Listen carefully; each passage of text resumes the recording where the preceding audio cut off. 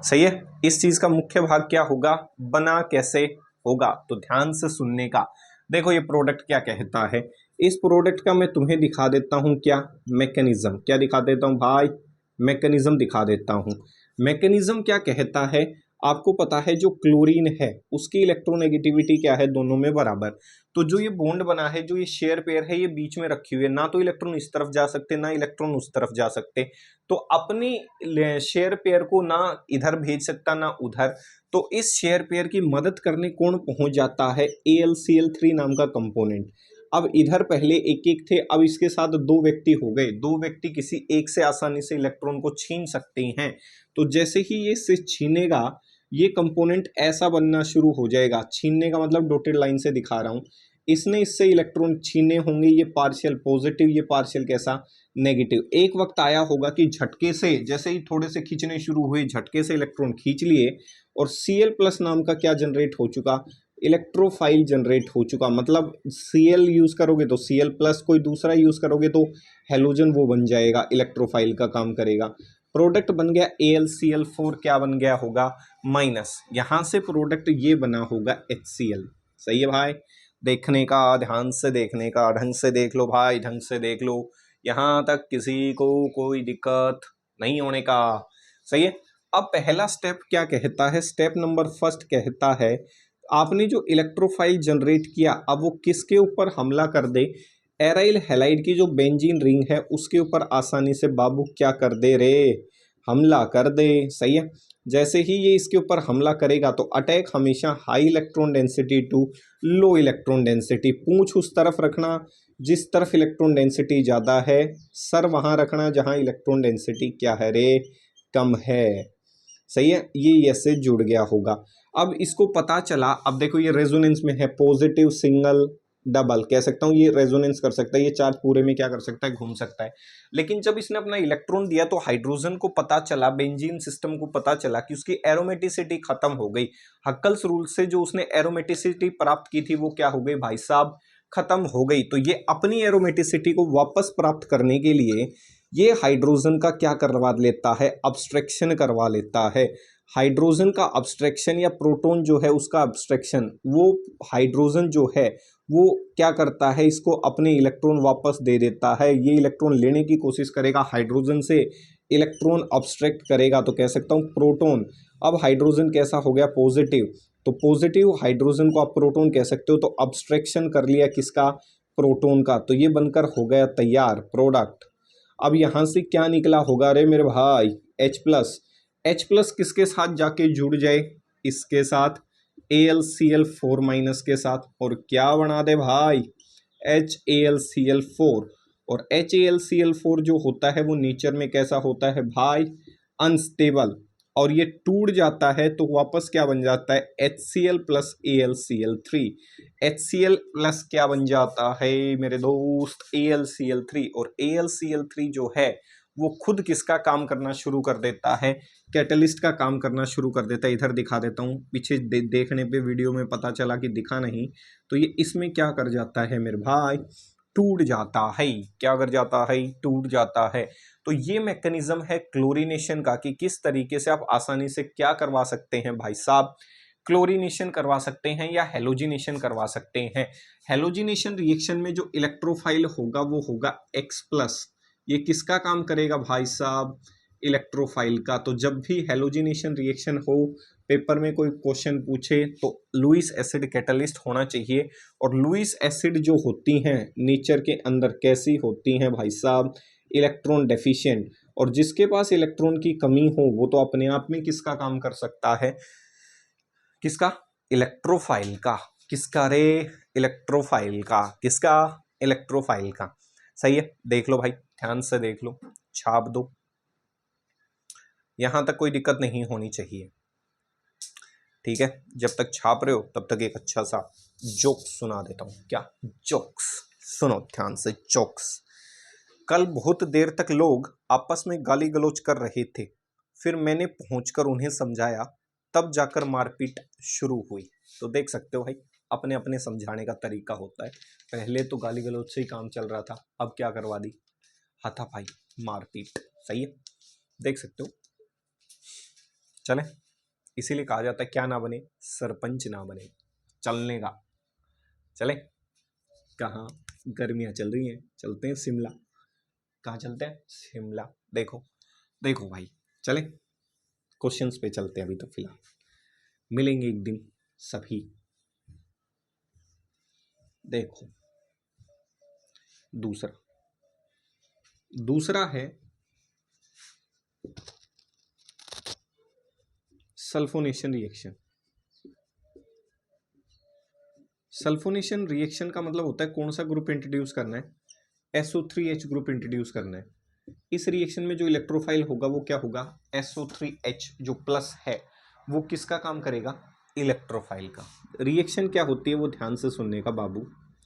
Reaction होती है, ये एराइल हैलाइड है।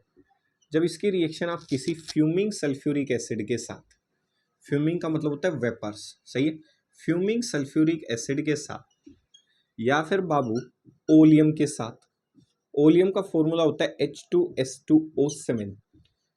अगर आप किसी एराइल हैलाइड को फ्यूमिंग सल्फ्यूरिक एसिड के साथ या फिर ओलियम के साथ ट्रीट करवा देते हैं तो ये रिएक्शन आगे ज़्यादा बढ़ती है, पीछे कम चलती है भाई साहब। तो ये जो रिएक्शन है वो प्रोसीड कर प्रोडक्ट बना लेती है SO3H। ये प्रोडक्ट बन गया ऑर्थो, मतलब कौन सा ओलियम जो है वो कौन सा ग्रुप इंट्रोड्यूस करता है, SO3H ग्रुप इंट्रोड्यूस करता है। और दूसरा प्रोडक्ट कौन सा बना लेती है बाबू, ये ग्रुप बना लेती है पैरा प्रोडक्ट। सही है, अरे दिख गया। इस रासायनिक अभिक्रिया को हम क्या कह सकते हैं, सल्फोनेशन कह सकते हैं। क्या कह सकते हैं भाई, सल्फोनेशन। क्या कहने का, सल्फोनेशन कहने का। सही है, पहचान लोगे। इसमें तो भाई कोई लंबा चौड़ा हिसाब किताब नहीं है। इलेक्ट्रोफाइल होगा SO3H प्लस जो है वो इलेक्ट्रोफाइल का क्या करेगा, काम। देख लो, चले तीसरी जो रिएक्शन होती है, सही है, तीसरी जो रिएक्शन होती है बाबू भाई वो होती है the most important nitration reaction. Nitration का मतलब होता है NO2 ग्रुप का इंट्रोडक्शन करवाना। सही है, तो क्या कहती है nitration, nitration reaction is carried out, NO2 group introduce कौन करवाएगा, नाइट्रेशन रिएक्शन इज यूजुअली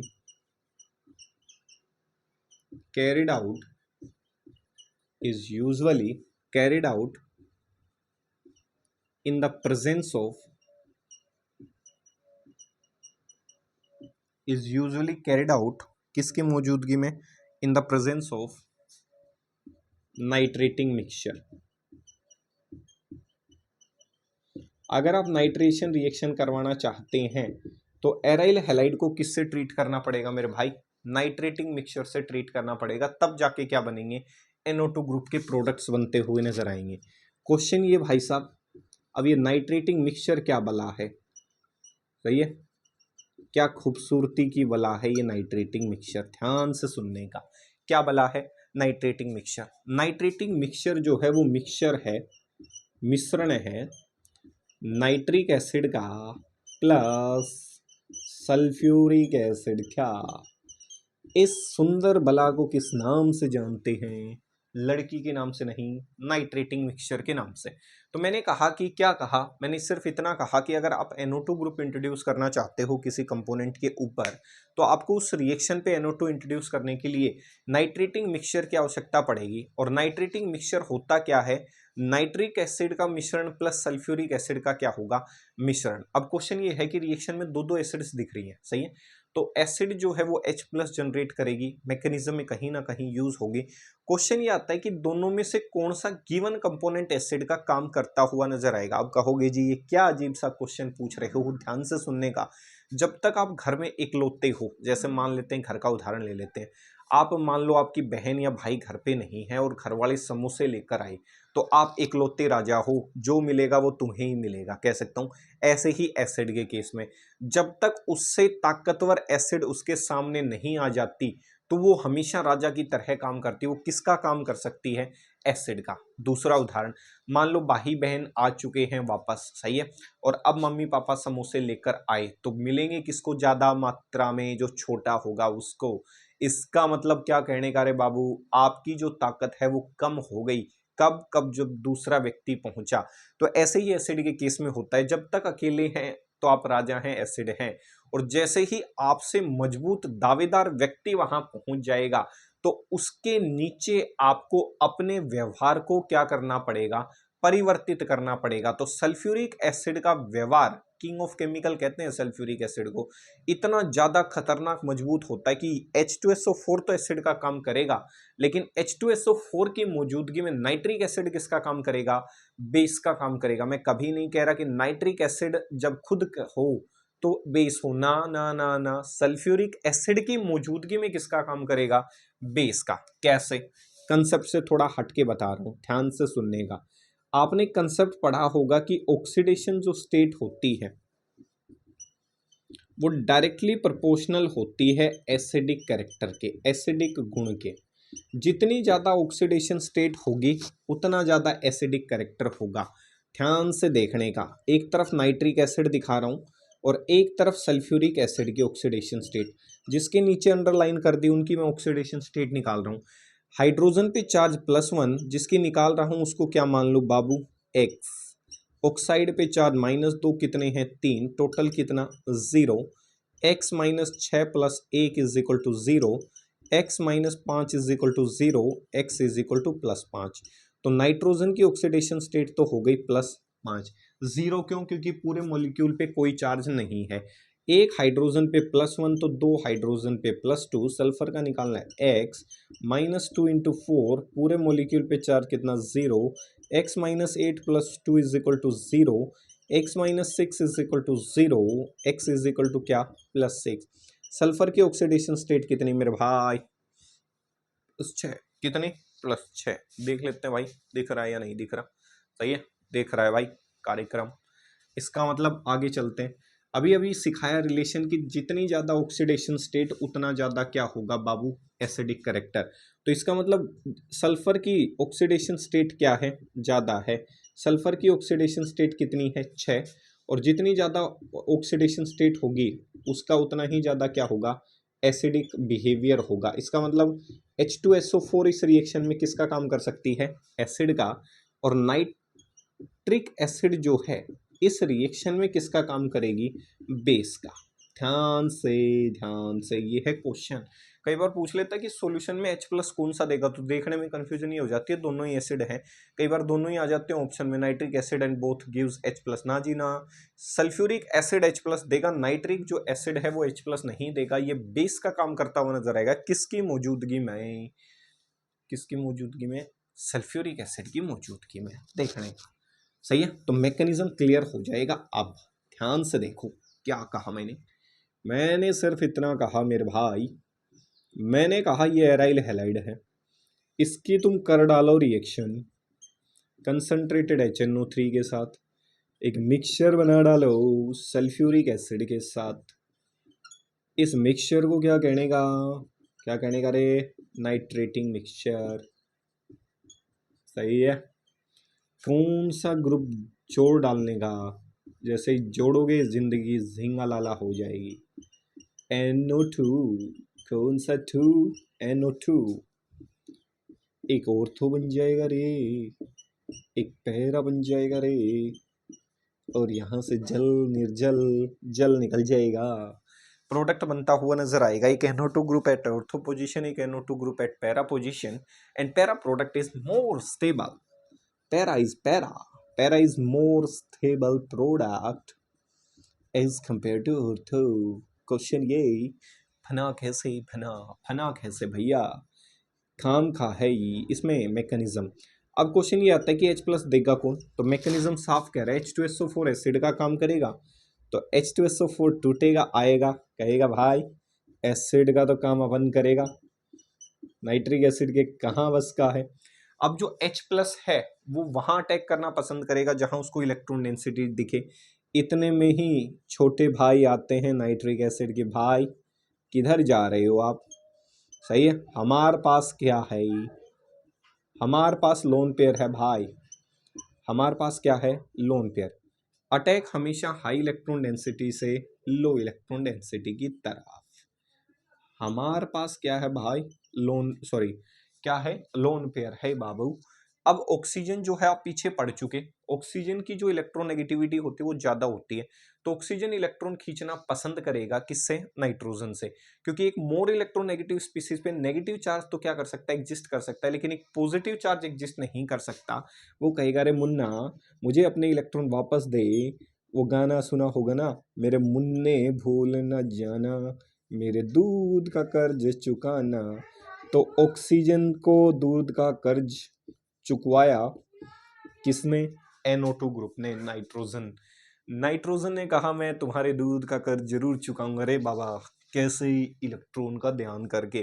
तो इस रिएक्शन में जो इलेक्ट्रोफाइल का काम करेगा वो होगा मेरे भाई NO2 ग्रुप, क्योंकि NO2 से इलेक्ट्रॉन खींच लिए गए, नाइट्रोजन से इलेक्ट्रॉन खींच लिए गए। रे भाई किसने खींचे, किसने खींचे, किसने, ऑक्सीजन ने। स्टेप नंबर 3 अब तो कर ही लोगे, इलेक्ट्रोफाइल बन गया। ये लो, व्हेन इलेक्ट्रोफाइल इज फॉर्म्ड मामला इज सेट। ये लो, सही है, मामला सेट तो रेड सेट खो। ये लो सेट हो गया, ये हो गया इसके साथ सेट। सही है, समझ रहे हो, समझ रहे हो ना, क्या सेट हो गया इसके साथ, ग्रुप सेट हो गया। सही है, करीब लोगों, खटिया सोच के लोगों क्या सोचते हो।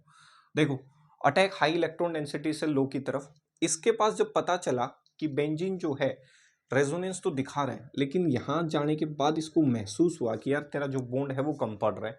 मतलब मैं किसको खो चुका, मेरी प्रिय को खो चुका, डेट इज कॉल्ड एरोमेटिसिटी। जो इसकी प्रिय हुआ करती थी, डेट इज कॉल्ड एरोमेटिसिटी। उस एरोमेटिसिटी को जो हक्कल के सिद्धांत से प्रूव करी जाती है, उसको इस प्रिय ने खो दिया।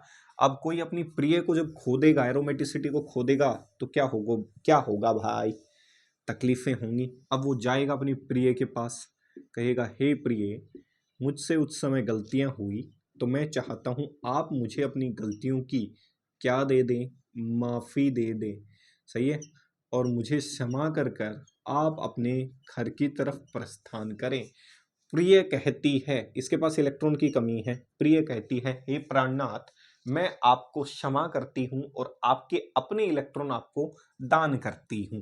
तो जैसे ही प्रिय ने इसको इलेक्ट्रॉन दान किए, प्रिय ने इलेक्ट्रॉन दान करते ही प्रोडक्ट बन गया। ये दोनों हंसी खुशी अपने घर पहुंच गए। और ये किसका था रे, एसिड का। जो जिसका था वो उसको मिल गया, जो जिसका नहीं था उसको कैसे मिलेगा। सही है, तो पहचान लोगे, समझे। देख लो भाई कितनी शानदार तरीके से प्रिय और प्राणनाथ दोनों कहाँ पहुंच गए, घर पहुंच गए। तो इस मैकेनिज्म के माध्यम से आप नाइट्रेशन रिएक्शन करवा सकते हैं। नाइट्रेटिंग मिक्सचर होता क्या है, concentrated HNO3 plus concentrated sulphuric acid. मतलब गांव की भाषा में कहूं तो नाइट्रेटिंग जो मिक्सचर है वो सास बहू है। सही है, कह सकता हूं भाई दो एक प्रकार की एसिड ही हैं, आपस में साथ साथ रह रही हैं, देख सकते हो। तो गांव की भाषा में nitrating mixture is equal to सास प्लस बहू का जो मिश्रण है उसे आप नाइट्रेटिंग मिक्सचर कह सकते हैं। तो अपने वीडियो सेक्शन को इधर ही विराम दूंगा, मिलेंगे फिर अगले वीडियो सेक्शन में दो रिएक्शन अलग के साथ, फ्रीडल क्राफ्ट अल्काइलेशन और फ्रीडल क्राफ्ट असाइलेशन। उसमें क्वेश्चन बनते हैं, उसमें रीअरेंजमेंट होती है कार्बोकेटाइन की, एक कंसेप्ट में दूसरे कंसेप्ट में नहीं होंगी, तो वहां से क्वेश्चन लेके आएंगे। जाने से पहले 4 लाइनें पेश कर देता हूं, ध्यान से सुनने का। सही है, ध्यान से क्या कहने का। जैसे कई बार क्या होता है भाई, बदला लेते हैं। सही है, कि उसने मेरे साथ बुरा किया तो हम बदला लेंगे। देखो भाई बदला बदला जो है वो बड़ी ही छोटी चीज है, सामने वाले को कंप्लीटली इग्नोर कर दिया करो। बदले में क्या है, तुम्हारी पुश्ते परेशान, उसकी पुश्ते परेशान, बदला बदला कुछ नहीं होता, कंप्लीटली इग्नोर। तो ध्यान से सुनने का।